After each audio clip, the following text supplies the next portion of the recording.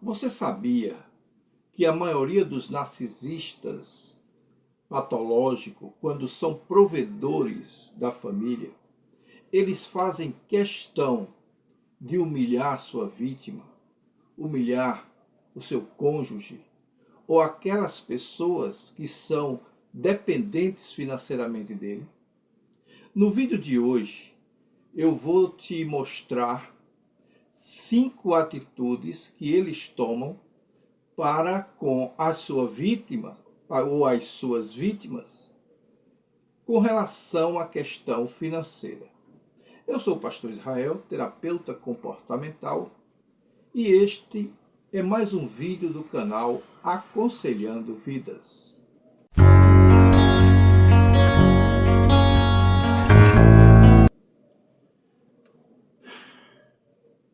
Muito bem.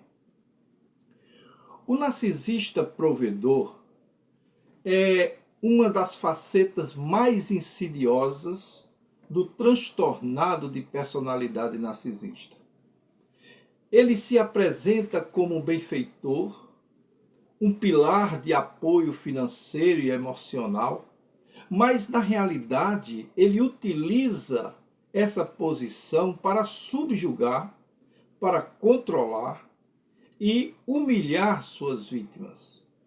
O objetivo não é apenas exercer poder, mas garantir que a outra pessoa se sinta dependente e sem alternativas. No vídeo de hoje, eu quero explorar pelo menos 5 atitudes humilhantes comuns praticados por esses narcisistas quando eles são provedores com as suas vítimas. E é interessante que eu quero chamar a sua atenção para que, se você gosta desse tipo de vídeo, se você quer ouvir mais, saber mais, dê sua sugestão, se inscreva no nosso canal, que nós teremos o maior prazer em falarmos desse assunto. Então, o primeiro ponto que nós chamamos a atenção aqui da primeira atitude do narcisista com relação a ser um provedor financeiro do seu relacionamento é o uso do dinheiro como uma ferramenta de controle. O narcisista provedor, ele sabe que o dinheiro é uma necessidade básica e que usa essa condição como uma arma de manipulação ou para manipular a sua vítima. Ele pode, por exemplo, impedir que a pessoa tenha independência financeira, desencorajando a trabalhar, ou de buscar sua própria fonte de renda. Assim, ele se posiciona como a única fonte de sustento, criando uma relação de dependência extrema. Talvez você até já esteja passando por essa experiência. Talvez você conheça pessoas que estejam passando por essa experiência, de pessoas que mantêm a sua família, mas explora no sentido de que eles não permitem que a esposa trabalhe, não permite que elas tenham uma outra fonte de renda, porque ele sente prazer em que ele comande com o seu dinheiro, com as suas finanças, o seu relacionamento. E ele acha que se a esposa trabalhar, vai quebrar essa condição. Quando a vítima precisa de algo, isso é muito comum, e nós temos tido experiência com pessoas que são nossos clientes, até pacientes na terapia, de que ficam constrangidas a falar sobre as suas necessidades financeiras. Porque o narcisista provedor, ele pode agir de forma cruel, fazendo com que a vítima, em cada pedido dela, pareça que ele está fazendo um favor imerecido àquela pessoa. Imagine você, quantas de vocês que estão me ouvindo não são daquelas mulheres que pedem dinheiro aos seus esposos, aos seus respectivos maridos, para comprar algo íntimo, para comprar algo que você precise, e muitas vezes a resposta é: para que você quer dinheiro? Vai gastar em quê? Vai comprar o quê? Não é verdade? Então ele pode condicionar qualquer ajuda financeira a uma humilhação, como dizer muitas vezes a frase que é muito comum que ele utiliza, de dizer assim: olha, se não fosse eu, se não fosse meu dinheiro, você não era nada, você não teria nada. E eu estou falando isso não só no sentido de o esposo ser o provedor, mas às vezes quando a esposa também é a provedora. Você é muito ingrato, você é muito ingrata, né? Se você quiser dinheiro, precisa me tratar melhor. Quantas vezes você não já ouviu isso? Essa dinâmica, ela não apenas diminui a autoestima da vítima, mas também traz uma sensação, ou ela se faz sentir como que deve merecer esse relacionamento, esse bem, cada recurso recebido, né? Mesmo quando é um direito básico do casal estar ali convivendo e dividindo aquela condição. O segundo ponto, a segunda atitude que o narcisista patológico usa é a desvalorização dos esforços da vítima. Mesmo quando a vítima tenta contribuir financeiramente ou emocionalmente para o relacionamento, o narcisista provedor desmerece os seus esforços. Se ela faz algo dentro de casa para ganhar um algo a mais, para que ela possa ter o seu dinheirinho, ele diz: isso aí não vale nada, isso aí não serve para nada, você vai se sustentar com isso? Não vai. Se não fosse o meu dinheiro, essas coisas não funcionam. Para que está fazendo isso? O meu dinheiro já dá para cuidar da gente. A segunda condição que nós vemos, ou a segunda atitude que ele toma, é quando ele desvaloriza o esforço da vítima. Mesmo quando a vítima tenta contribuir financeiramente ou emocionalmente para o relacionamento, o narcisista provedor, ele desmerece os seus esforços. Às vezes a esposa faz um doce em casa para vender, faz um tipo de alguma coisa, artesanato para vender, para ganhar o seu dinheirinho, mas ele olha para ela, geralmente muito bravo, e age como se essa atitude fosse até uma provocação. E ele começa a desmerecer, dizer que aquilo não é dinheiro que dê para nada, está atrapalhando o andamento da casa, enquanto você está aí mexendo com essas condições, com essas coisas, você está deixando de cuidar da casa, do lar, essas coisas todas. Então ele faz de tudo. E se essa mulher trabalha, ele pode minimizar o seu emprego, chamando o seu emprego de irrelevante, ou alegando que o seu salário é insignificante para cuidar da casa ou para cuidar da condição financeira dela.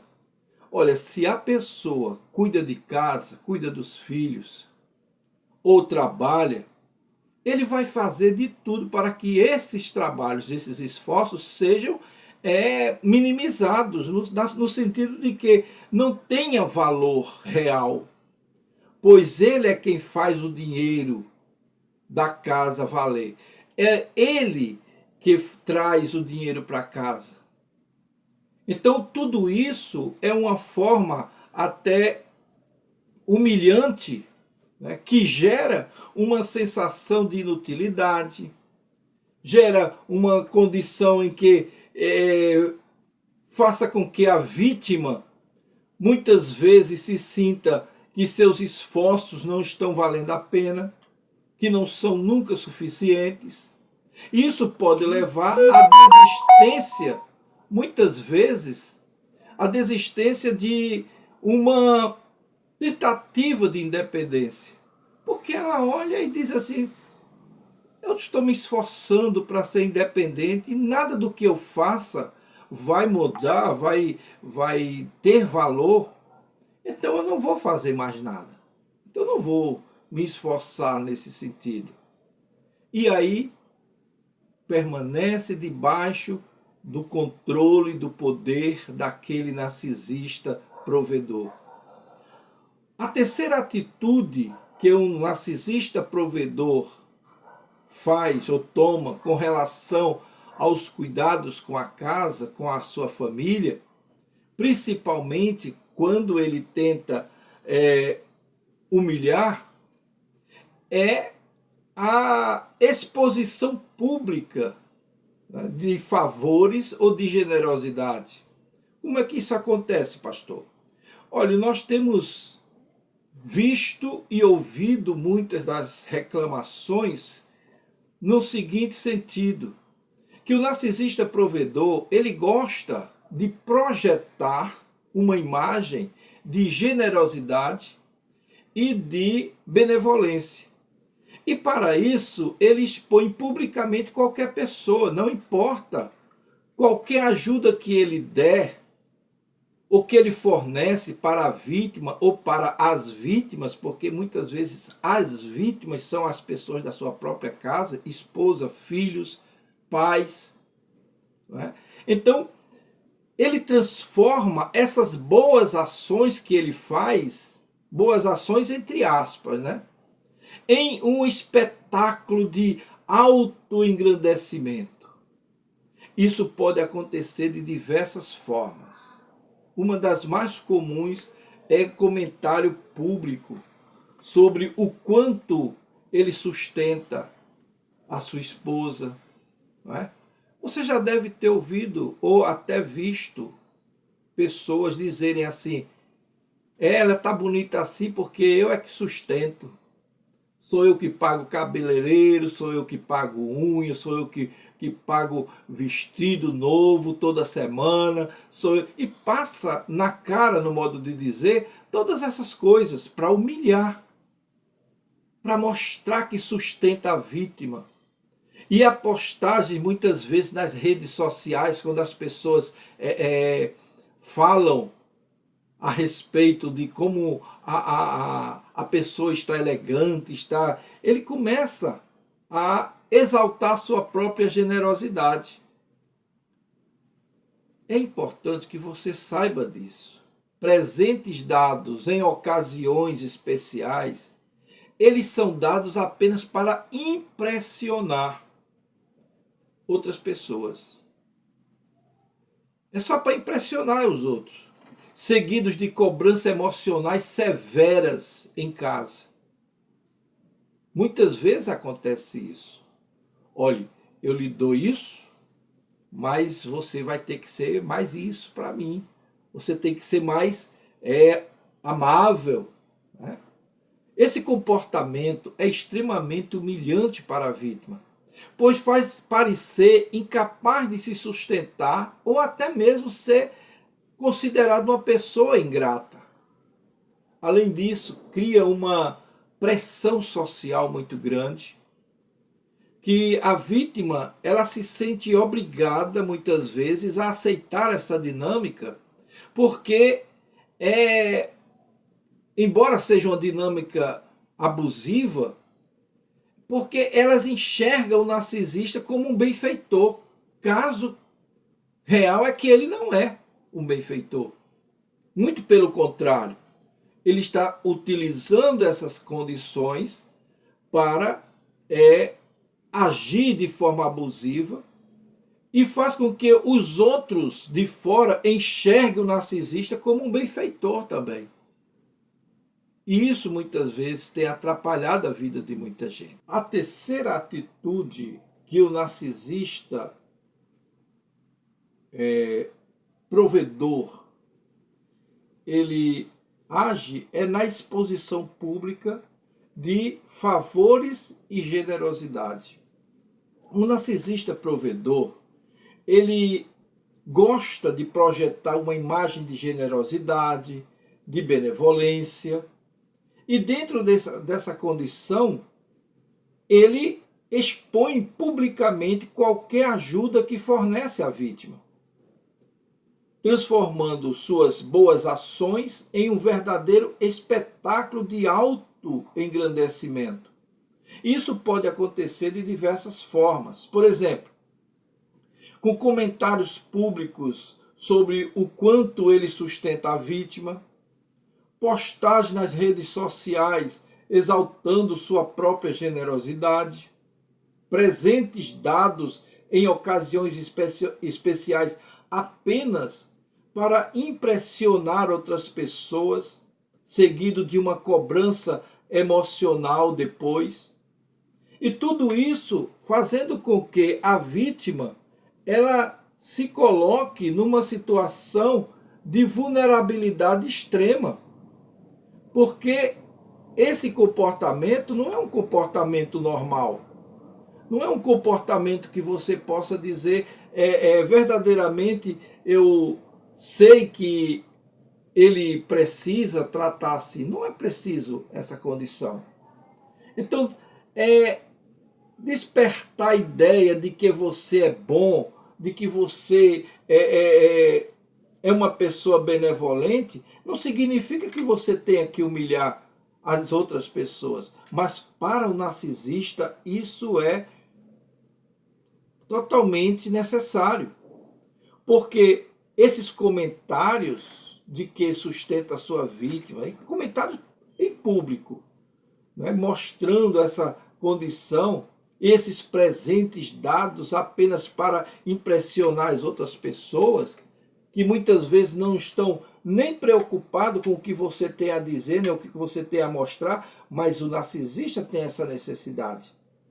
Então esse comportamento é extremamente humilhante para a vítima, pois traz, ou mesmo faz parecer que a vítima ela é incapaz de se sustentar, ou então é uma pessoa ingrata por agir daquela forma, ou por precisar dele, ou por reclamar que ele não é uma pessoa que libere com tanta facilidade e generosidade.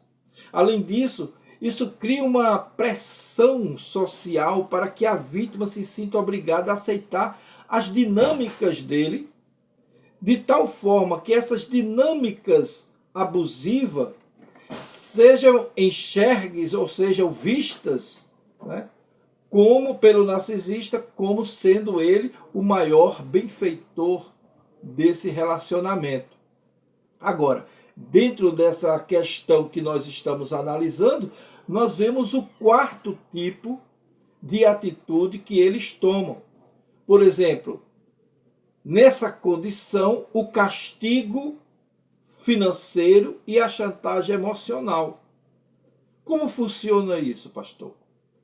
Se a vítima ousa contrariar o narcisista em algum aspecto, nessa condição de ser um provedor, ele vai fazer com que ela enfrente retaliações financeiras severas. O narcisista pode cortar repentinamente qualquer suporte financeiro, deixando a vítima em uma situação de vulnerabilidade extrema.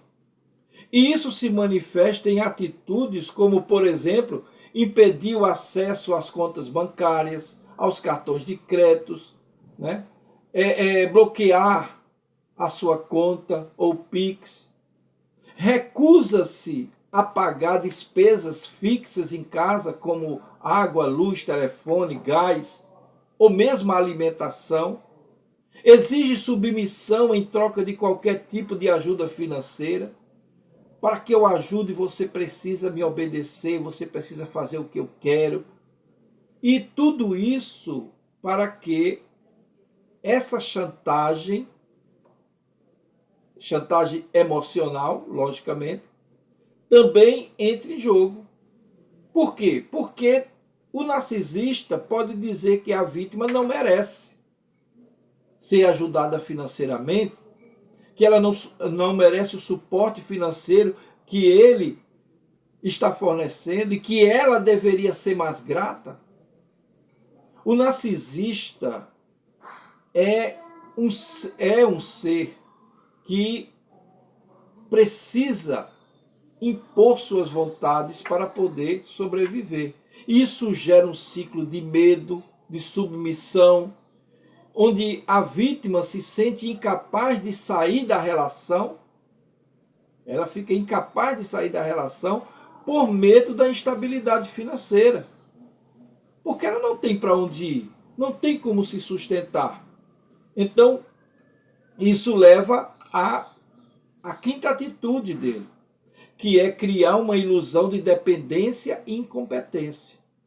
Uma das formas mais sutis que o narcisista usa, e na minha opinião mais cruel e humilhante, é fazer a vítima acreditar que é incapaz de sobreviver sem um narcisista.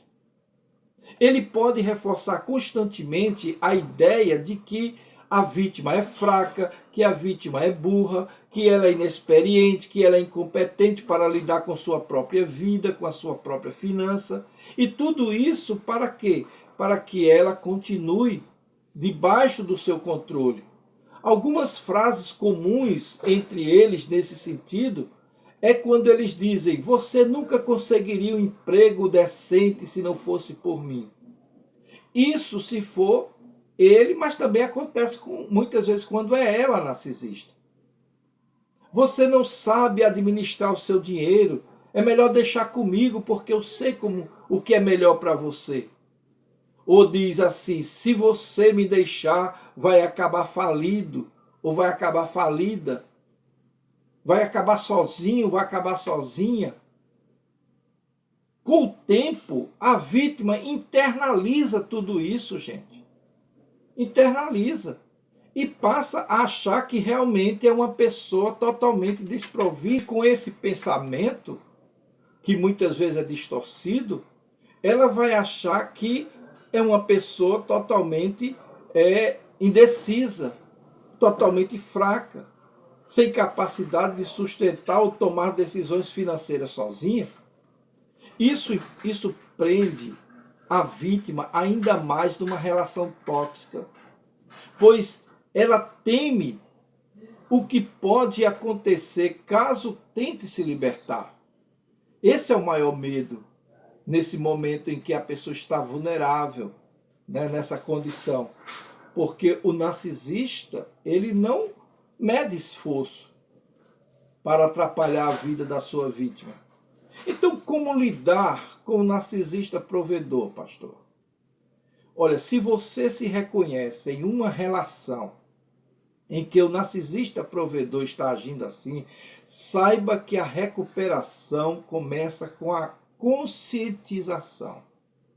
Preste atenção, a conscientização. Aqui estão algumas dicas importantes para começar a sair desse ciclo abusivo ou de abuso. Primeira coisa, busque apoio profissional.